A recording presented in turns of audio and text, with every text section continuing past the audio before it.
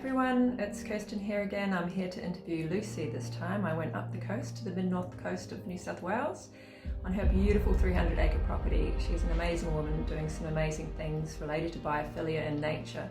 So here we go.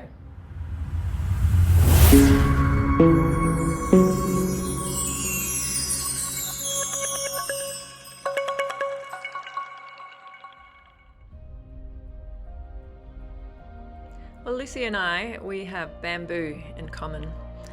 We've both been on the journey of looking at all of its benefits. I set up a business called Bamboo, and for about 4 or 5 years I took people around the world, mostly Asia, looking at the benefits of bamboo. So it's pretty exciting stuff.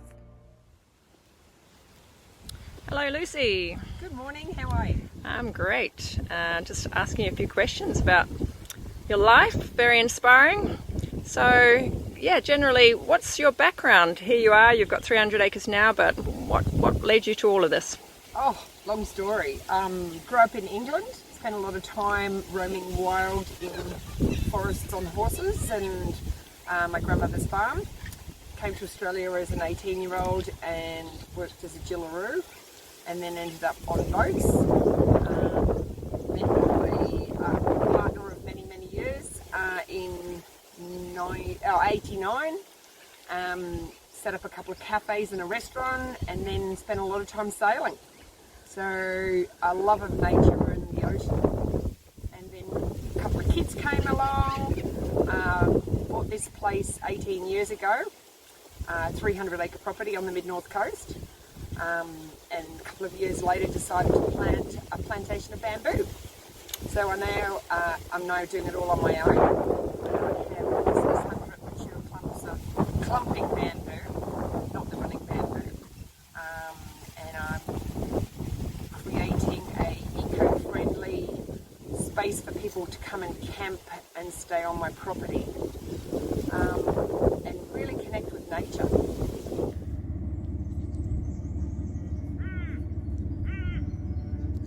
Biophilia is a word not many people know about, but I'm sure it will be one that we'll all think about very soon, especially with all of the science behind it. So it's actually a term that was coined back in the 1930s, and then more recently in the 1984 book Biophilia. It's a term coined by the Harvard naturalist and biologist Dr. Edward O. Wilson to describe what he saw as humanity's innate tendency to focus on life and lifelike processes. So obviously here's the bamboo. How long did it take to grow, and why are you actually choosing to be into bamboo? This one's probably about 12 years old. This is a giant asper.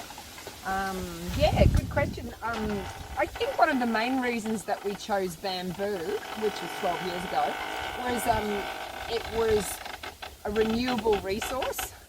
It was also something that you didn't have to use chemicals on. Didn't really have a pest, and we could plant it and then go away still travelling.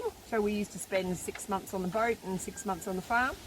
It was always going to be for our retirement, which I'm doing now. Not semi-retired.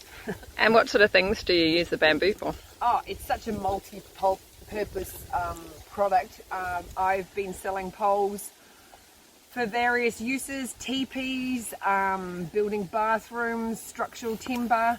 I sold it to some people that were having a religious weekend where they made bamboo structures and stayed in them for the weekend, which goes back to that connection with nature and how important it is for people to walk away from technology and really ground with the earth and get their hands dirty and be practically creative rather than on technology and looking at a screen, especially for kids.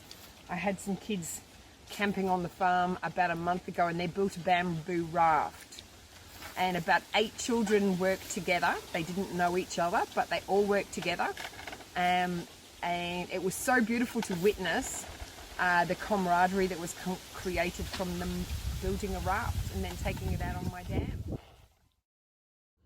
As we spend more time in nature or have more natural surroundings, more natural air, we are receiving a lot of benefits. An example is Shinrin-yoku, or forest bathing, a term used in Japanese culture and even recognized by their Department of Health, with having tremendous health benefits, including an increase of natural killer or NK cell activity, vital for deterring cancer. And the benefits are up to 30 days after the forest walk, according to certain research findings.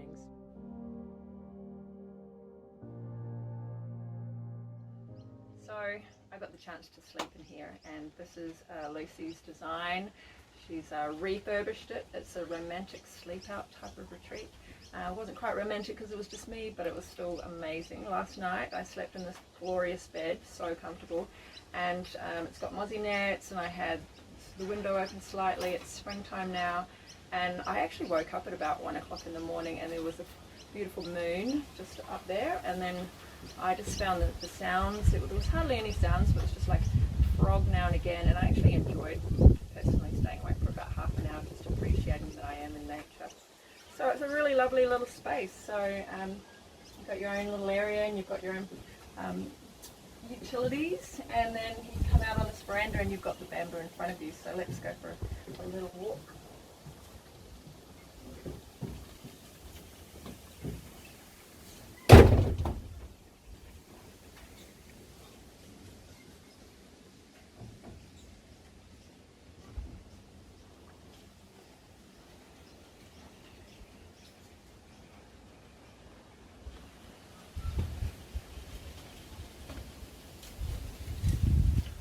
Great thing being near bamboo, bamboo's a big passion of mine, is, can you hear it? It's just subtle, but there's something really special about it. And the Koreans actually came up with science to prove that there are anions in the air around bamboo. So anions promote wellness and well-being. And so just by being near bamboo, you're definitely going to feel better. And it's proven to actually have a physical effect on your health. So what a beautiful place to be, to come away and have a little retreat.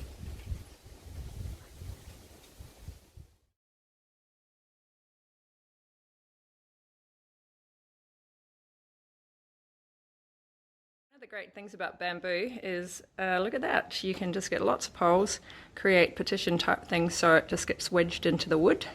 And this is what has happened in your beautiful handcrafted house, I believe. So yeah, what do you think of that little design? Do you think it's nice and simple for installation, and people to just sort of, instead of have a boring wall, just have one of those? Yeah, my vision is to be able to use these in large office spaces to divide the area up. Bring the outside into maybe a sterile area and create that connection with nature.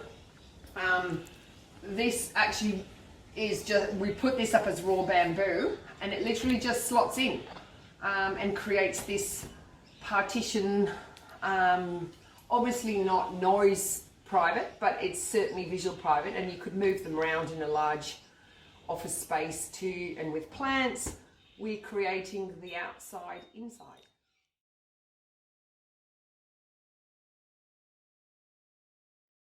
So I came for a few days. We're looking at a design of a bamboo bed and providing this as a compactable, portable type of bed that people can set up and make for themselves. So what made you come up with this idea? It's probably pinching a few ideas off IKEA as far as transport and a flat pack design, because obviously the bamboo is a big product, and it needs to be able to be assembled on site. And then the simplicity of a futon style bed as well, using this giant black asper, which is just beautiful. Yeah. And yeah, we're going to create these beautiful beds and let people enjoy bamboo in their homes. So this black bamboo, you can get it in Bali. You might have seen the beautiful black bamboo. At the moment it doesn't look so black, so we'll show you the finished product, but once you clean it up a little bit, it just looks so stunning and shiny. And so it's very simple. It will have two really strong pieces that go one way, and then quite a few that go the other way. And then it can just have a mattress on it, and voila, you've got this most beautiful looking bed. So Lucy's 300-acre property has a rich array of forest and other health beneficial areas such as bamboo groves and savanna-like spaces, and people are really feeling the difference. What do you do to get the health benefits of biophilia or being in nature? Maybe what do you do each day, each week? Going for a walk, having plants in your home space, your office, and going on a retreat. It's all worth it.